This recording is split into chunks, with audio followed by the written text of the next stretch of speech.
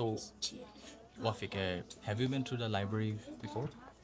No, this is my first time in the library. So, how are you feeling about the library? It feels cool because everybody's silent, just reading so silently. Should we come more often to the library? Yeah, because it's calm and silent. That's why. আসসালামু আলাইকুম রহমতুল্লাহ বরকাতুহ।